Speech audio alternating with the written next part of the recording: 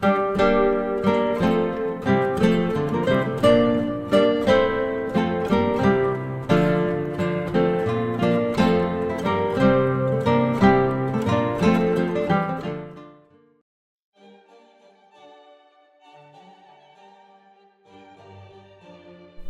dear fellow martial arts enthusiasts. This video is again a small product review. It's about the double-hander Battlesword No.5 by Regenyei Armory. For many years, Regenyei has been an experienced producer of edged weapon simulators, which are widely sold all over the world. They are best known for their robust and proven longsword feathers. I own several of those myself and have been using them in my tournaments for years. But as already mentioned, in this video we turn our attention to a special piece, a battle sword based on the German Landsknecht blades. I'm really happy that Regenyei has now added another flamed battle sword to its series. Anyone who knows me knows that I love big swords, especially the German battle swords of the 16th century. I think these kind of swords stand out with their magnificent and all above martial appearance. In this case, Regenyei took blades of the German Landsknechte of the 16th and 17th century as a model.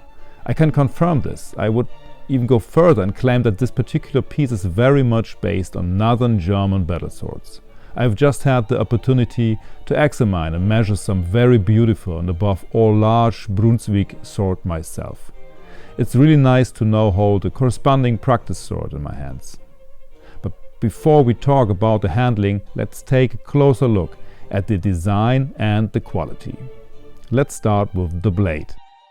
What immediately catches the eye is the great wavy cut. Look at that. Concave and convex shapes alternate absolutely symmetrically here. The exact counterpart can always be found on the other side. That way the blade is the same width at every point of the blade, which looks great. In the middle we find a clean, straight midrib. The blade is the thickest at this point and then becomes thinner and thinner to the sides. And speaking of the thickness of the blade also tapers from the first wave to the tip, which of course is noticeable on the handling, but more on that later. The tip runs out nice and flat here. Also, the blade has a beautiful reflective finish, really well polished.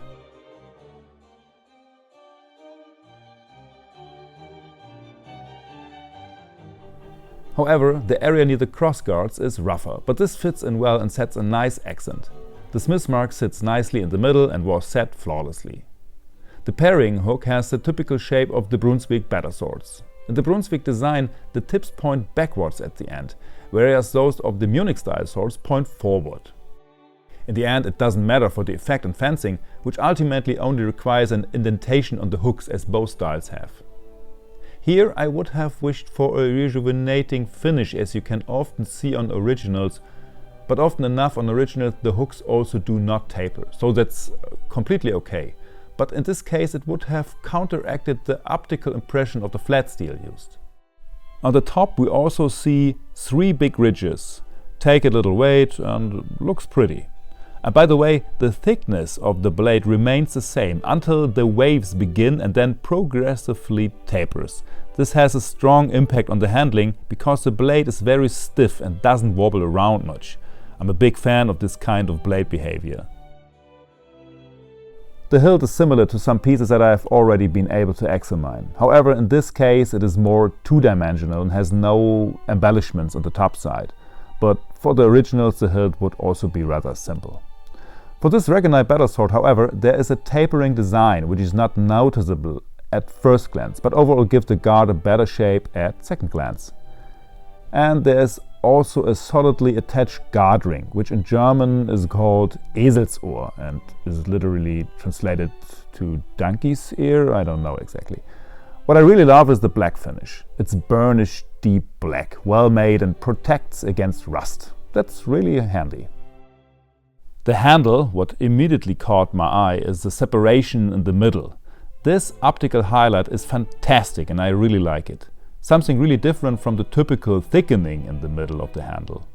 The grip leather was applied very well. I really don't see any flaws here. Maybe the reflections of the glue on the seam? To be honest, it's not worth mentioning. The grip is perfect, very handy due to a slight ribbing. Excellent. And finally, the pommel at the end. It's also burnished in midnight black and beautifully riveted. And it sits firmly. Overall, a typical design with engraved scores, which can also often be found on original pieces. So, looks and design makes a really good impression. Now, let's look at the handling, which is not to be neglected. And after all, a blade like this shouldn't be a pure wall hanger, right? This gem is 182 centimeters long, weighs just over 3.5 kilograms. Yes, the metric system. Sorry guys, so once again extra for our friends overseas. That's a whopping 72 inches and 7.76 pounds, which is perfectly fine for this length. For comparison, this original Battlesword weighs a whole kilogram more with a total length of 192 centimeters. Therefore, this Regenyei Battlesword is really designed to be very user-friendly, a real giant with a moderate weight. I already spoke of the blade stiffness. Look at the blade when I get it moving a little. Not much is happening, and the blade wants to be calm again as quickly as possible. No wobbling, no vibrating around forever.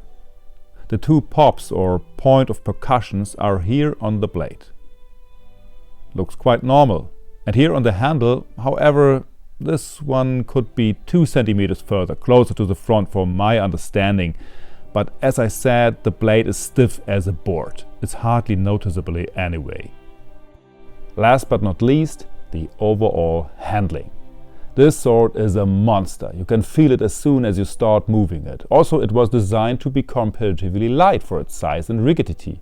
You quickly realize that you have a colossus on your hands that wants to be tamed. It's definitely good cardio training, and you need a certain basic level of fitness to move this beast properly.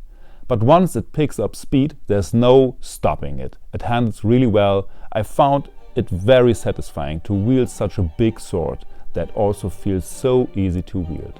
The center of gravity is actually where you expect it, and you can still feel that the blade tapers towards the end. Most of its weight is close to the hands. This is strenuous but provides excellent point control. The proportions of handle and blade harmonize well. The handle has very good grip. The blade does not strain any strength from the arms of the fencer. So I guess it's time for an overall conclusion. I like this blade. It is a real eye-catcher, and if you are searching for a great sword, this is my recommendation. It is excellent and solidly constructed. And by the way, the cost is 765 euros. I mean, that is a really fair price for a great experience. So, that was the review. Thank you for your attention. See you until next time.